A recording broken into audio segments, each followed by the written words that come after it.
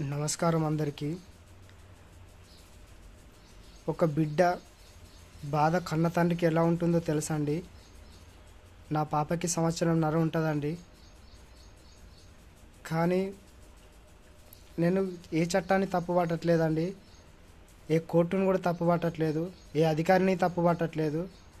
కానీ ఒక మనిషిగా ఆలోచించమని మాత్రమే నేను మిమ్మల్ని అందరినీ కోరుకుంటున్నానండి. బాధ్యత ఉన్న తల్లి దగ్గర అయినా పర్వాలేదండి, తండ్రి దగ్గర అయినా పర్వాలేదండి, పాప బిడ్డ జీవితం అనేది మంచిగా ఉంటుందని ఆలోచన కొద్దీ నేను మీ అందరికీ కూడా నా బాధను చెప్పుకోవాలనిపించి నేను ఈ వీడియో పెడుతున్నానండి. మాది లవ్ మ్యారేజ్ అండి. దాదాపు నా భార్యతోటి మాది ఈరోజు వరకు 2025 వరకు 5 సంవత్సరాలండి. దాదాపుగా మాకు పాప పుట్టి సంవత్సరంన్నర అవుతుందండి. నా భార్య కొంచెం బాధ్యతారహితంగా, బాధ్యత లేకుండా నేను ఇంట్లో నుండి నేను లేని టైంలో బయటికి వెళ్ళిపోవడం జరిగిందండి. అలా వెళ్తూ 10-15 రోజులు వెళ్తూ మళ్ళీ నేను తిరిగి స్టేషన్లో పొంటి తిరిగి కేసుల పాలై అందరికీ నా బాధ చెప్పుకుంటే మళ్ళీ నేను మారినా చెప్పి నమ్మించుకుంటూ నా దగ్గరికి వచ్చి ఇక మంచిగా బతుకుతాను నమ్మించేదండి. ఇక అర్థం చేసుకోండి, అలా బాధ్యత లేకుండా నా భార్య ప్రతిసారి నా పాపను తీసుకొని పోయేదండి. నా పాప అంటే నాకు ప్రాణం అండి. నా పాప మీద నాకు అంత ఇష్టం ఉంది. నా పాపకి కూడా నేనంటే చాలా ఇష్టం అండి. నేను సొంతగా ఎవరి ప్రమేయం లేకుండా నేను ఎంత కష్టపడి నా పాపని ఈ సంవత్సరంన్నర కాలం నేను పెంచుకున్నానో, తన జీవితం ఎంత బాగుండాలని ఆశపడ్డానో అది నాకు తెలుసా అండి.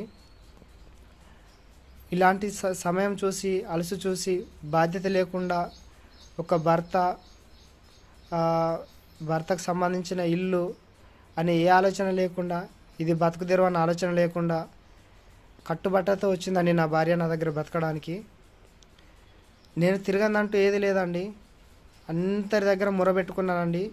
అయ్యా, నా భార్య బాధ్యత లేకుండా ప్రవర్తిస్తుంది, నా పాప జీవితం నాశనం అయిపోతుంది సార్. నా బాధ్యత తన ఇష్టం వచ్చిన జీవితానికి తను వెళ్ళిపోయినా పర్వాలేదు, తనని నేను ఇబ్బంది పెట్టాను, కానీ నా పాప నాకు ఇవ్వండి, నా పాప జీవితం బాగుంటుంది సార్.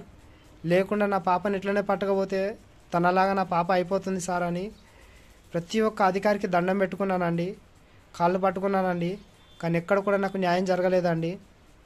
ఎక్కడికి వెళ్ళినా చిన్న పాప కదా తల్లి దగ్గర ఉంటుంది అంటున్నారు. చిన్న పాప కరెక్టేనండి, కానీ తండ్రికి కూడా తల్లి కన్నా ఎక్కువ బాధ్యత ఉంటుంది కదా అండి. బిడ్డ భవిష్యత్తు ఎలా ఉండాలో తండ్రికి అయితే అవగాహన ఉంటుంది కదా అండి. మేము ఇంత కష్టపడేది కూడా పిల్లల కోసం కదా అండి. కానీ అయ్యా, నేను మీ అందరికీ దండం పెట్టుకొని చెప్పుకునేది ఒకటే అండి, నాకు ఇంతకు మించిన ఆలోచన ఇంకేం రాలేదండి. వాళ్ళ తల్లిదండ్రులు కానివ్వండి, మా భార్య వాళ్ళ తల్లిదండ్రులు కానివ్వండి, ఇంకా తన భవిష్యత్తు ఎలా ఉంటుందో నేను ఒక ఆలోచన కొద్ది మంచిగా మారి బతికితే సరిపోతుంది అనుకున్నాను అండి. తన గతం వేరేలా ఉందండి. ఇక ఇంతకు మించి నేను ఒక భార్య కాబట్టి చెప్పుకోలేకపోతున్నాను, అర్థం చేసుకోండి. నేను పర్టికులర్గా ఏం చెప్పట్లేదండి. వాళ్ళది రెబ్బెన మండలం అండి, ఆసిఫాబాద్ డిస్టిక్. ఇంతకు మించి నేను డీటెయిల్ ఏం చెప్పకూడదండి, చెప్పలేకపోతున్నానండి. అలా ప్రవర్తిస్తూ నా భార్య ఎక్కడ పోతుందో ఏమో తెలియదండి, నా పాపని తీసుకొని పోతుందండి. చాలాసార్లు నేను కూడా చెప్పినాను, నీకు నాతో బతకడం ఇష్టం లేకుంటే నా పాపని నాకు ఇవ్వు, పాప జీవితం ఆగం కావద్దు, పాప జీవితం బాగుండాలా, నేను కష్టపడేదే పాప కోసం అని చెప్పినానండి. కానీ తను ప్రతిసారి చెప్పేదండి, పాపని నీకు దక్కనియా, నేను ఆడదాన్ని ఏం చేసినా నాదే నడుస్తుంది, నేను ఎట్టి పరిస్థితుల్లో పాప నీకు దక్కనియా, అవసరమైతే పాపని చంపేస్తా, నేను చచ్చిపోతా అని చెప్పేసి చాలాసార్లు నాతో ప్రవర్తించిందండి. అయినా కూడా చాలాసార్లు నేను తనకి నచ్చ చెప్పుకుంటూ వచ్చినానండి.